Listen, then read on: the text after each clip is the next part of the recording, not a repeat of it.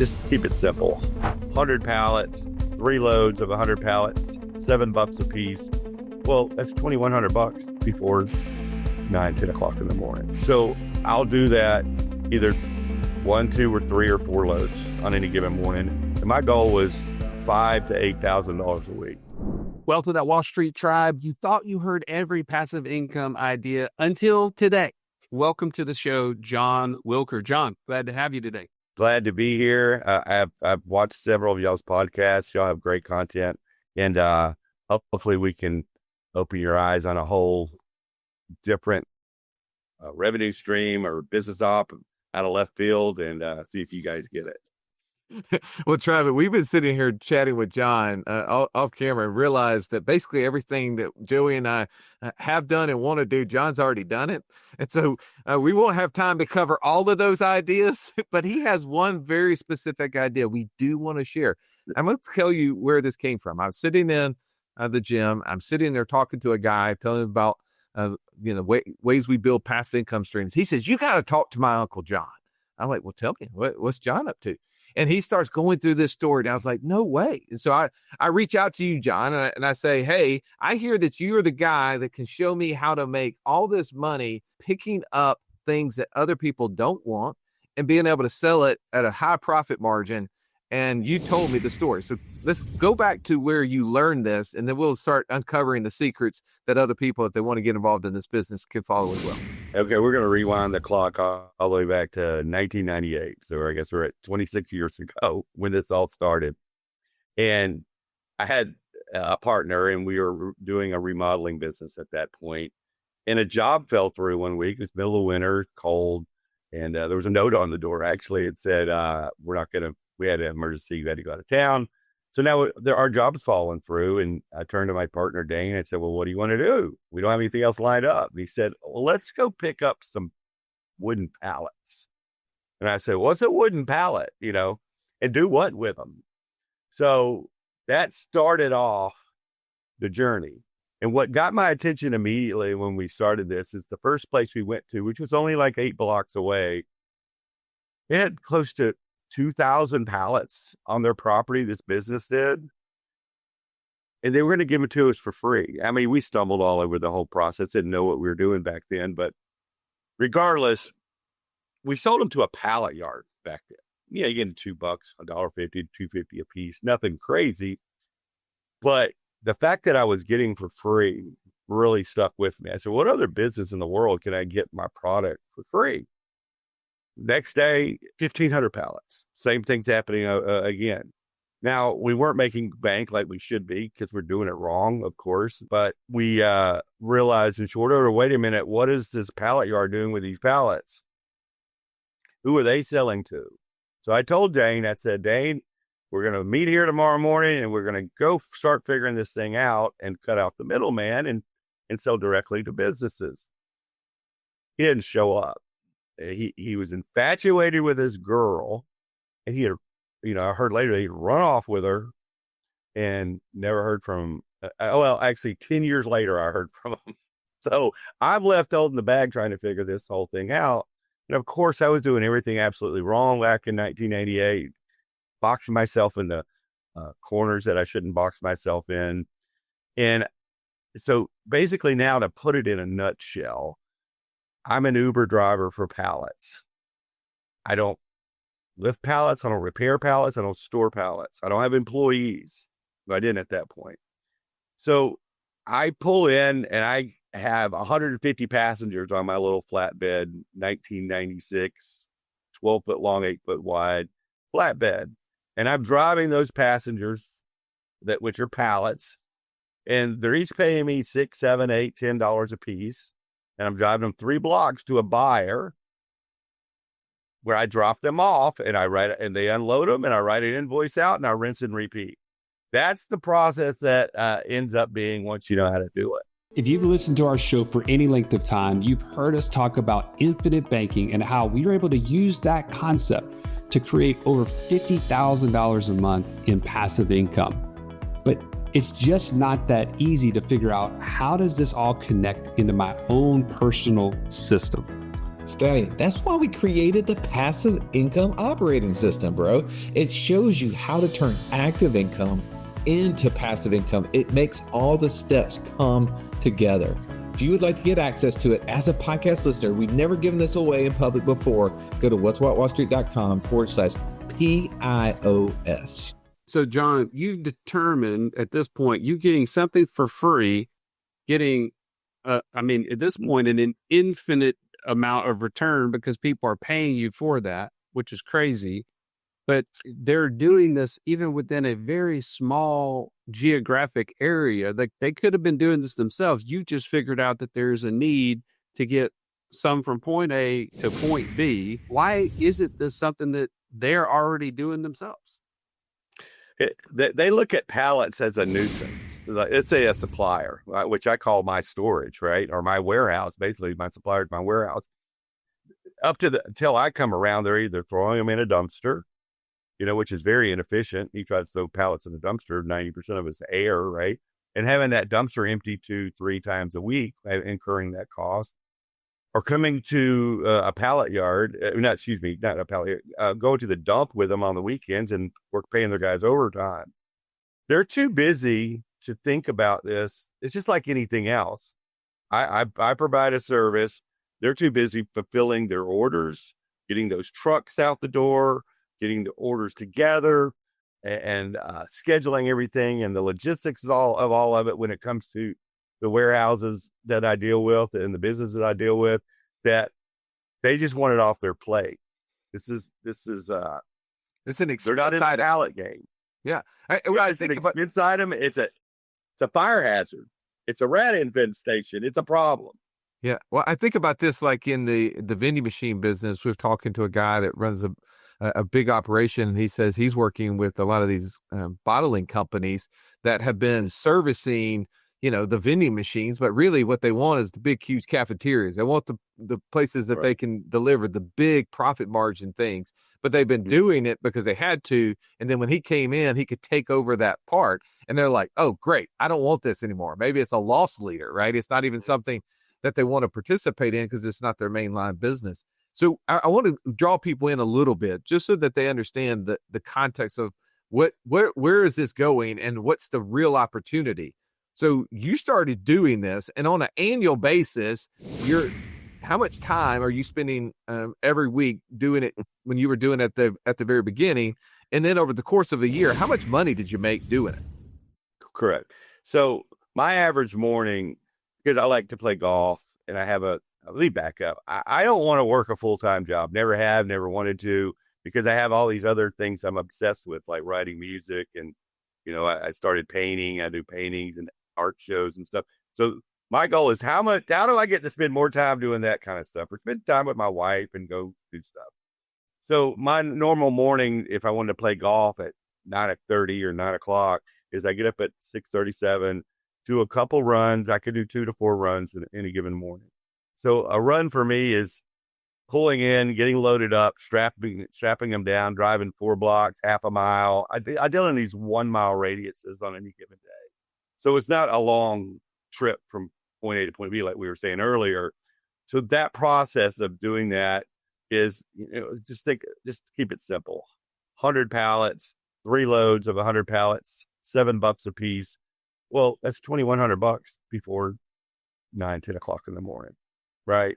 So I'll do that either 1, 2, or 3 or 4 loads on any given morning, and my goal was $5,000 to $8,000 a week. Could I make 10 times that? I could, but again, I wanted to write and record music for 8 hours a day. And this gave me the ability to do that without having to kill myself and not feel guilty for quote unquote goofing off recording music or painting or whatever, golfing, which my wife has cut me down on. And a lot of times it got to the point, could I have done all those on a Monday, all those orders? And yeah, I could. From Monday to Friday, do 10 orders or 12 or 15 orders on one day. I could do it, but I'm trying to dodge my wife's honeydew list on a daily basis. So I got to get away from the house a little bit, right? And, maybe sneak around the golf in after it. So that's the goal. $2,000 morning before 9 o'clock, a $1,500 morning, a $2,500 morning, or whatever the heck I want. If I wanted to work all day, it could be a lot more, right? And we're just there. We're not talking about all the other stuff we brought, haven't even really mentioned. I love it. All right. By the way, Trav, I know some of you guys are squirrels like me, and you're already trying to figure out how John's going to help you do this. Go to wealthwithoutwallstreet.com/the simplest biz, and biz is B-I-Z. So the simplest biz, and you're going to get access to find out more about this. So so I understand the why. And I think we have the same goal. How do I work as little as possible, play as much as possible? For me lately, John, that's been skiing. Joey's like, I hadn't seen you. Okay. Skiing is my hobby right now. So I want to do that. I like the idea of working an hour and a half. I like the idea of making $1,500 to $2,000 a day for that hour and a half. That's a good wage for my time. What are the things that I have to be able to learn how to do to make this happen? Exactly. So the way I described it earlier when we first started this in 98 is nowhere what I do now. So back then I was boxed into thinking there was one style pallet out there that was that I could monetize. And that was called a standard pallet, a 4840 4-way pallet. But in reality, where it all broke out was when I discovered that, or really started drilling into the fact that there's hundreds of different sizes of pallets and dozens of different styles and grades of pallets that I could work with. So what I ended up doing is breaking out of that box and being trapped in that 4840 game, and expanded my business into all the different other styles, which allowed me to secure my suppliers, become exclusive for my suppliers. And once that's done, because I can move all these other stuff the other guys don't know how to do, I become exclusive, which the stress level in my business goes down to about zero at that point, because I'm not having to compete for that one style pallet that I was trapped in the beginning. So all that being said, learning how to construct these deals to become exclusive for the suppliers is taught in the verbiage, how you have to actually speak and not trap yourself in the beginning, how to do mixed loads, how to do this without having to lift anything or having to repair anything or having to warehouse anything is so important.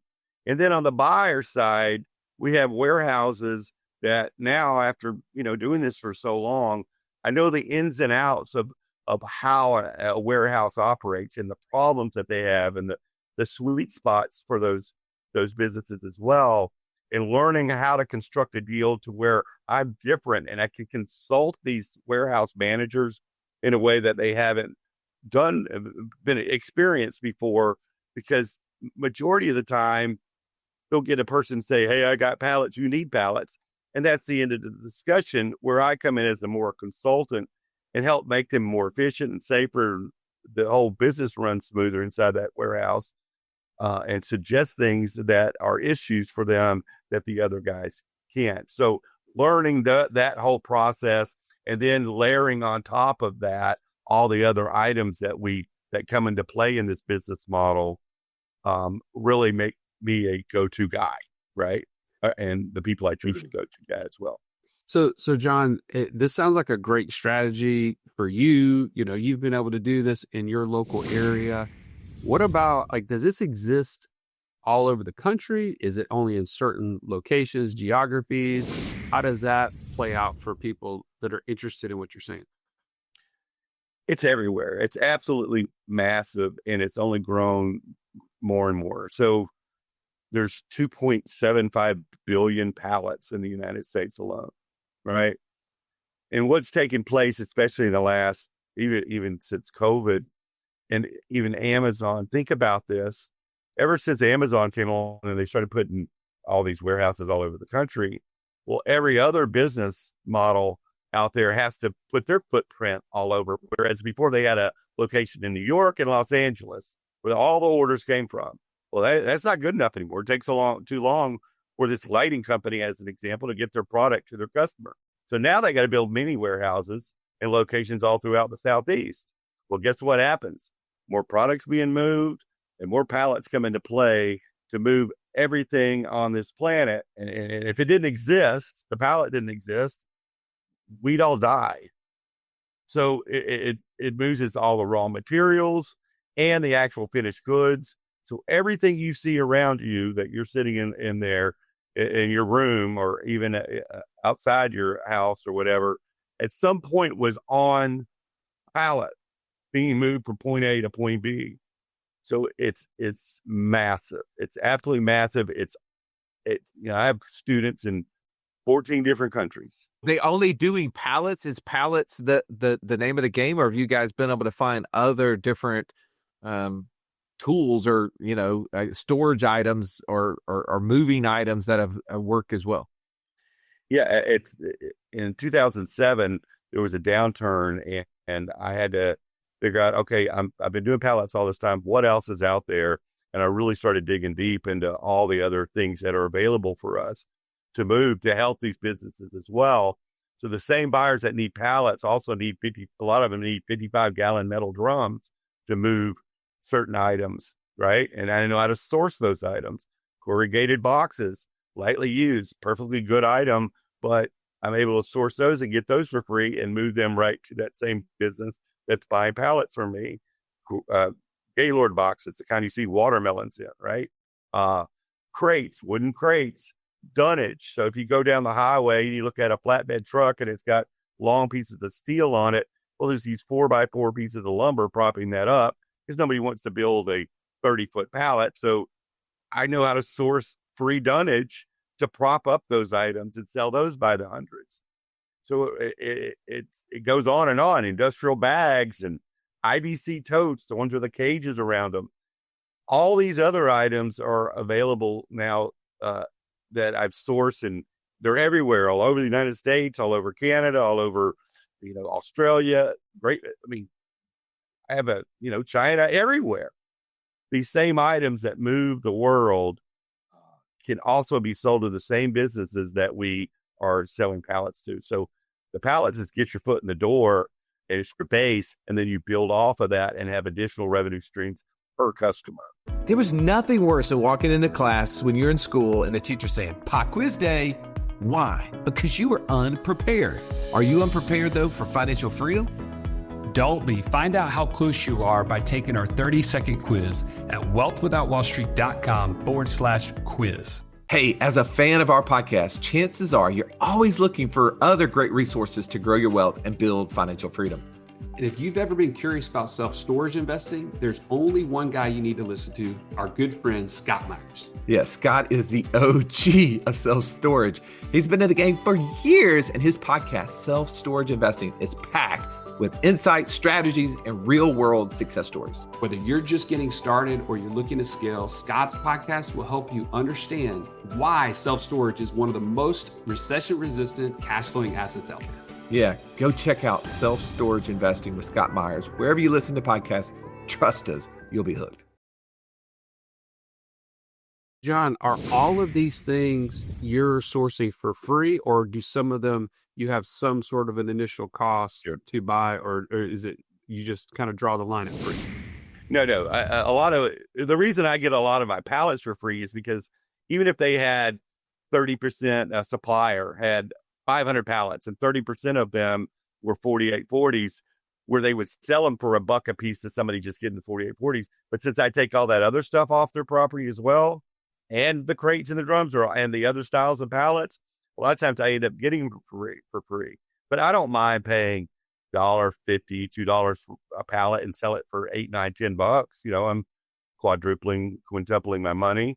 Or if I have a 10-foot pallet that I'm paying $4 for, but selling it for $28, I have one 10-foot that I sell for $72 per pallet. There's not a problem in my mind if I have to pay a little bit for some styles of pallets, right? But majority of it, like 95% of it, I'm getting for free. Well, you just mentioned there, like a lot of these places you're going to, you're picking up multiple different types of items. And whether they may see the pallet, they go, oh, the pallets, these things have value. I should figure out a way to sell them. But then they have all of these other items. They're like, crap, I got to get rid of all this stuff. So you come in, you're like, hey, I'm going to take all of this stuff off your lot. By the way, I'm going to do that for free. over and over and over. Yeah, So, they're like, oh, well, I don't want that to stop because they were having to pay to get rid of that stuff. And so now you're like, I tell you what, I'll not charge you for it, but I'm going to take these pallets with me as well. And they're like, oh, that's probably a good trade-off. Like, I mean, I right. could see, now it's starting to make sense to me. Like, I was trying to figure out, like, are these people just bad? Like, I would be trying to hire all my nephews to, like, take them and steal them across the. My nephews they're like, man, Uncle Russ will get me to do everything. I was just trying to get one of them to Uber my wife to the airport a second ago for $30. Like, Well, then here's the cool. I got you, but here's the funny thing is, they're so unsexy that nobody even thinks. They don't even think in that realm, right? And I do have several customers that pay me to take them away, and then I sell them on top of it. So it's a double dip. I love that. That is fantastic. So I'm going back to the math. You said you're doing this a couple hours a day, $1,500, $2,000 net days. How many days out of a week can you do this? How many days out of the week can one do that? Because if I did the math there, and I'm like, if I was working 50 weeks in a year, 5 days a week, I'm making like 300 grand. Like, is that realistic, or am I overshooting this thing? No, I mean, I just have a student I was talking to this morning. If I wish I had the screenshot, and he did 2 million this year. That's what it was. He did 2 million. I have some students doing 500,000 a month. I'm sorry. I thought you broke up there. I thought you said 500,000 a month. Yes, that's one student in Houston. He's doing 500,000 a month. I have another student that just texted me this morning. It was 2 million. He said he just hit the 2 million mark per year. So the thing about it is the amount of time, like I'm doing it 2 hours a day, 3 hours a day, an hour and a half, depending on what time my golf game starts, my tee time. So think of all the extra hours you actually have to keep doing it. Now, the last time I worked an 8-hour day, I pulled in around 6,000 because I had bought that older beater truck, the 12 foot by long, 8 foot wide. And I wanted to make all the money I paid for it the next day. I wanted to make it all back in one day. So that was many years ago. That was your goal. That was my goal, and it worked. So besides, I mean, obviously you're telling me that there's a need for a truck that can haul this stuff around, Or a trailer pulls behind your truck. or a trailer. So to what extent, for someone to scale, I mean, someone that's just talking about 2 or 3 hours a day themselves, this is all that's necessary, right? As far like what other things would be an overhead or necessity for someone to run this business that you're talking and teaching people how to do? What else would they need? Unless you want to get your life complicated. And, I have students that have started building pallets as well because opportunities come into play. But, every once in a while, I have a board propped up that, it's an $8 pallet, and I hit it. And I don't really call that a repair, but I'm not sitting there repairing pallets, but, it's an $8 pallet, and I hit it one time, take me 4 seconds. That's a stress reliever right there. That's not repair. So you might keep a hammer, right? And maybe a few nails just to fix a board here and there. But it's such low overhead. I mean, you go down QuickBooks, so you have the expensive QuickBooks, or you could do it on a paper $5 invoice book if you wanted to go that route. So the overhead, like I said, I'm not warehousing things. Now I have students that have, they got involved with a Fortune 500 company, and they ended up having to stockpile, and it's perfectly reasonable for them to have a warehouse. Like I don't want to complicate my life that way, but I got to give them doing it either. Yeah. If you got to manage a warehouse, you're managing warehouse people, then that's getting into your golf game, right? Like you're exactly. not able to kill them. I'm sorry to interrupt, but before I forget it, because I have ADD, there's brokering as well. So you can broker all this stuff anywhere in the United States, be the middleman and mark up the item. So one of my students, they got a call from Hyundai. They needed 80,000 crates.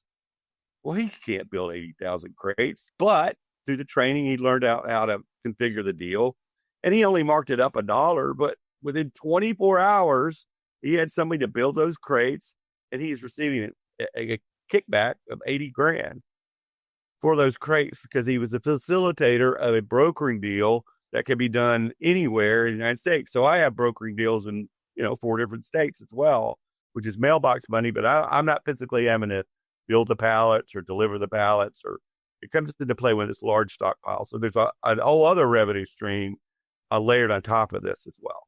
Okay. I got to just ask you, John. Everything sounds really good. Sounds too easy. Yeah, Too good to be true, right? What Right. are the challenges? What is the thing that you're like, man, Joey, I'm glad you asked because this drives me crazy. What is it? The challenge is, okay, one, you got to know how to help these businesses out the right way and know how to consult them. So you have to develop a skill set when you walk into a warehouse, being able to spot 4 or 5 or 10 different things going on in that warehouse that are causing issues for that business, to be able to consult them with and be able to speak freely in verbiage, have a conversation to ask the right questions and solve the right problems, because that's going to differentiate yourself from the business. You have to do the legwork of actually sourcing what you have in your area or town. So in my training that I provide, I have a massive list of suppliers and buyers. Well, but you got to scout for them as well. You got to go out there. Well, you show tools of online, how you can scout from home as well. You have to source this material and do that legwork. But the end goal is to be that Uber driver and move and pick up. So that front end legwork is where the work is done. I replaced my income, not knowing anything, back in 98 in a 12-day period. Now, I was only making $89,000 back then, remodeling. But the work I did, and of course I did a lot of things wrong because I didn't know what I know now. I didn't have any guidance. But going out there and actually having those conversations and matching up supply with buyers really took a lot of legwork. I was seeing 25, 30 businesses a day, every day for a long while. And then I stressed myself out because, of course, I didn't set the things up like I do it now. Okay. So having the knowledge that I teach people the way of going about this, they have to know this stuff, or they are going to trap themselves into a competitive area that they don't need to be, or they are going to paint themselves in a corner to a point where they're going to screw a really good deal up and they're going to lose.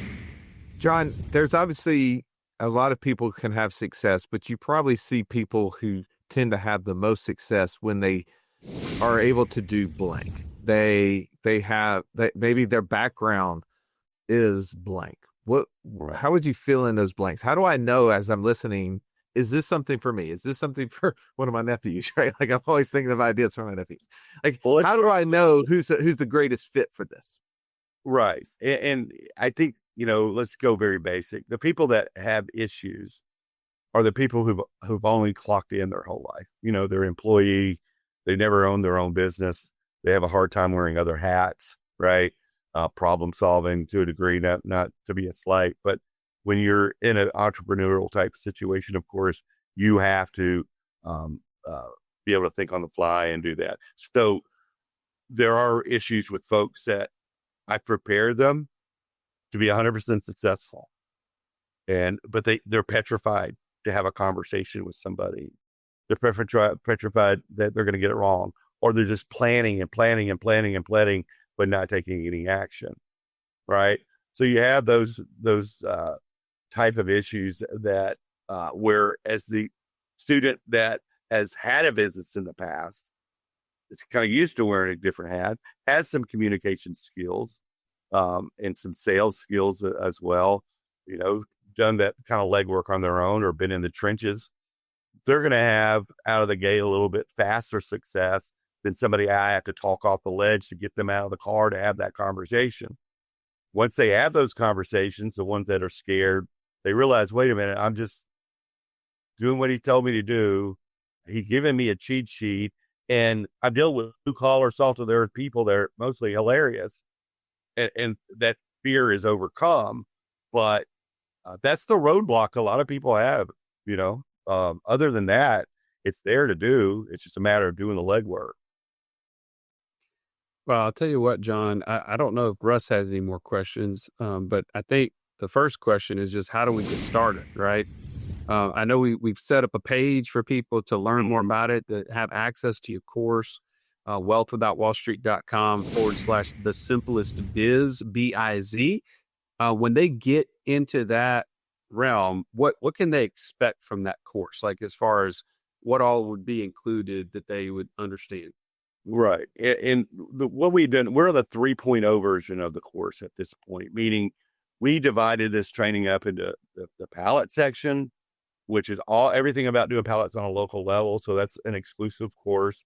We also have a private Facebook group that I don't want to fail to mention that all the students go into after they get in. So I have 100+ additional videos in there breaking the information down even further, plus tens of thousands of posts from students networking and actually sharing what they're doing in their business. So you have an ongoing family to work with.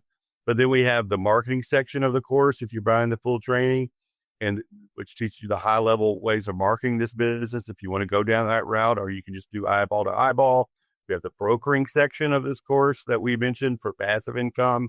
And then very importantly, we have the other part of the course as well, which has to do with all the other revenue streams, the crates, the drums, the dunnage, the corrugated boxes, all that in a whole separate section as well. So you put all that package together, plus the private Facebook group. It's not a wham, bam, thank you, ma'am, see you later, here's my course. This is, you're joined into a network of people that you can work with and actually do deals together and have a mountain of additional information outside the training as well. You don't feel alone. You have a family of folks all with the same goal, going toward the same direction. John, the last question I do have is, and if I was getting ready to take this course, I would be like, well, what if in my city there's already 10 people doing this? And so then I take the course and I get excited, but I realize I'm the 11th person in a 10-man rotation here. How do I know if there's an opportunity in my city? How do I know if other people are doing this? Am I thinking too small? Tell me, correct me in that. It's the most common question. And here's what you have to do. Let's think of Birmingham, Alabama, right? Y'all are familiar with. There's tens of thousands of businesses in Birmingham, Alabama that deal with pallets, whether they need to get rid of them or whether they need them to ship their stuff out, or crates and drums and dunnage. To make a good living, $2,000, $3,000, $4,000, $5,000 a week, we're only talking a customer base of 3 or 4 or 5 or less, depending on, if you're selling each item, each business 3 items each. Well, 3 businesses is 9 recurring revenue streams on a weekly basis. I have many students in Birmingham. I can't do it all. In any given city, you can't do it all. So the opportunities are there to cut out your sliver of business, no matter where you are. I don't care if it's in a city of 20,000, like Clanton or something, that y'all are familiar with. The business is there to do it, and you don't have to dominate the city. Just get your piece of the pie and work it. You know what I mean? And quit working 40 hours a week. All right, Chad, we're going to end there because I think everybody just said amen. Man. All right, man. John, thank you so much for coming on the show. It's such a pleasure to hear your story. Tribe, if you're interested in this, as Joey said, go to wealthwithoutwallstreet.com/the simplest biz and follow up with us. Let us know how that's working. By the way, I have so many nephews I'm sharing this with right now. I've already told them about it before the podcast. Yeah. It even been recorded because I thought of so many situations where this would apply. John, thank you so much for coming on. It's been a lot of fun having you. One last thing. For this show, I've decided I'm putting in free onboarding for anybody who buys through the link. So you'll get free onboarding in the training. Nice. That's a no-brainer right there. I know for me, onboarding is the hardest thing. So I'm grateful that existed.